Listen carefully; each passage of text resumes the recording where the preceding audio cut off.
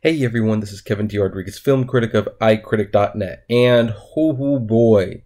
Alright, so you know how yesterday I talked about Kevin Spacey's new film, Billionaire Boys Club, only being on 10 screens, and I even talked about how, the closest one to me was almost a couple hours away, and it's well, it's probably not even worth it. Well, you know what? So few people went to see it, it might officially become worth trying to see in theaters, just to say you did. And I know people are going to think that's going to look crazy, but let me explain. Now, according to the AV article, Kevin Spacey's new movie might make less than $500 this weekend. Less than $500. That is certainly a new low, although I don't know if it's completely attributable to him, although he's probably not helping very much. So according to the article, last year, Ridley Scott was able to throw a bunch of money at his movie, All the Money in the World, in order to completely replace Kevin Spacey with Christopher Plummer. But not all productions can rely on the deep pockets of a guy like Ridley Scott. Yeah, and I would also like to argue temporarily, I don't know if that was even the most successful investment you could have made. I mean, yeah, it's great that they pulled it off for the most part. Yeah, it's a great technical achievement. Yeah, Christopher Plummer was good in it. Still would like to see the Spacey version just for comparison's sake. But did throwing that $10 million at the movie and reshooting all those scenes, did that actually result in the movie being a box office success? And the answer was no, it didn't. It still lost money. Now, did it lose as much money as it would have lost had they kept Spacey in? We won't know.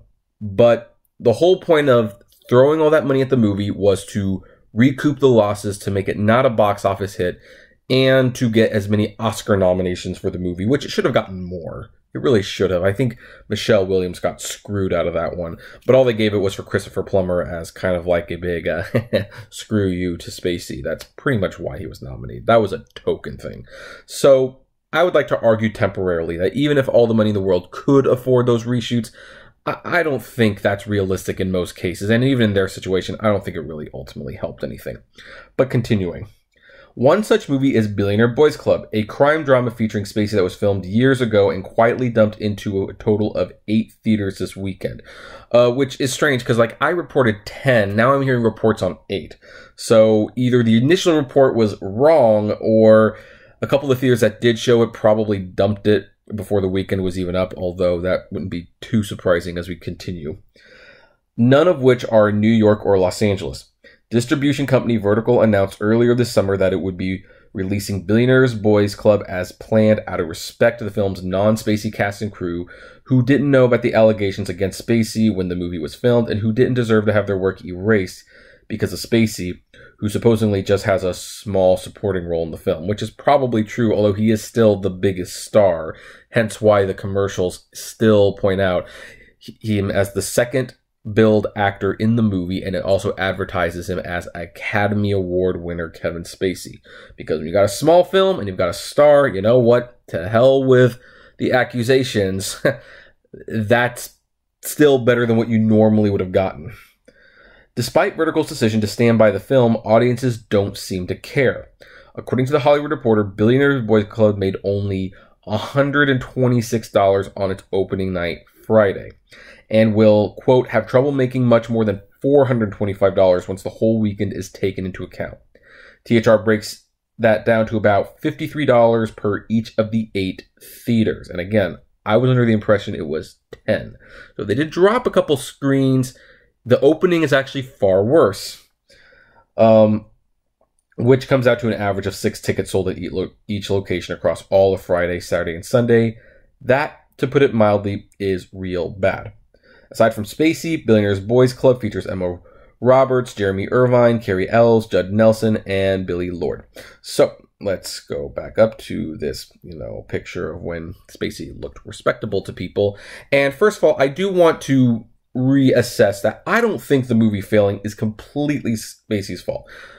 I don't think he's helping, of course. I don't think people are quite willing to forgive him yet. I think they'll be willing to forgive him once season 6 of House of Cards comes along and they realize the show is potentially not as good as it was when he was on it. So that might be when people might be starting to forgive him. But they're not ready to forgive him yet. But here's the other thing. Keep in mind, this report says 8 theaters. The last video I made about this, it reported 10 theaters. None in Los Angeles, none in New York. The local theater that, I say local, it's really not local. It's still almost 2 hours away. they're showing it once the entire week, 9:30 a.m. Not a lot of people get up for 9:30 a.m. to see movies. Any movies. Even when you go see like the new Star Wars movie at 9 in the morning. I remember when I was there, Force Awakens, IMAX 3D, 9 a.m. I think it was a Sunday. Only half the theater was full. Which, again, that's nothing to sneeze at, but it's Star Wars The Force Awakens. This is something that easily sold out all the other showtimes, but 9 a.m., it's just too early for most people to go to the movies. Much less this one. And this movie had no commercials for it on TV. The cast is not doing press interviews or any promotion. They're not doing that at all. The movie was dumped on video on demand about a month ago, where it made a little bit of a difference because they didn't advertise that either. The only people who wrote about it were the ones who condemned them for even releasing the film with Kevin Spacey in it, as if the studio is morally obligated to shelve a movie that they spent years on and spent millions of dollars on and poured their hard work into it just to dump it because of one guy. No, that's the only time people wrote about it, though. Most people probably are not even aware this is open. So it's pretty clear to me that this was just a situation where it's not out there. People don't know it's there. In fact, I was even talking to people about what I'm going to tell you guys I'm about to do, and their whole response was, I've never heard of this movie. I didn't even know Kevin Spacey was still acting. And here's the thing. After I saw this, you remember the last video I said I was just not going to see it in theaters. I wanted to see it in theaters, but is it really worth going out of the way to see it? Well, this just made it worth seeing in theaters. Because here's the thing. That is an incredibly small number of people. We're talking about a few dozen people at most who braved to see it. I know that newspapers are like, trying to figure out like, who saw this movie? Well, here's the thing. I will go see it. I mean, here's the thing. Who cares if I see Avengers? Millions of people see Avengers. But I will be one of a very select few people who will actually say, I went out of their way to see this movie in theaters. And I'm going to vlog about it. I'm going to make a vlog. It probably won't be up until like Wednesday. But that is something I want to share with you guys. And I think it's worth talking about. I think it's now officially worth seeing, and especially those few dozen people, they probably didn't save their ticket stub. So I am going to save my ticket stub. I am actually going to be able to look at people in the face and say, hey, you know those lists of the worst selling tickets of all times, the ones that got like maybe 20 people to buy tickets from? I'm one of those people, and I kept my ticket stub. So this has become a challenge to me. It's a really lame challenge, I'll admit.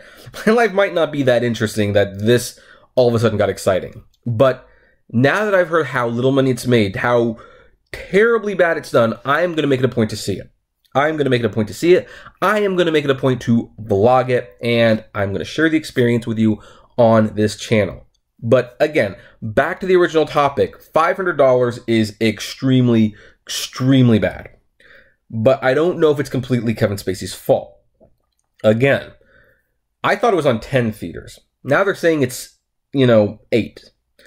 At least the one in California, and this is probably, I think there's only like 2 in California. This one's showing it at 9:30 in the morning only. There might be other theaters who have it very similar. They're not showing it very often.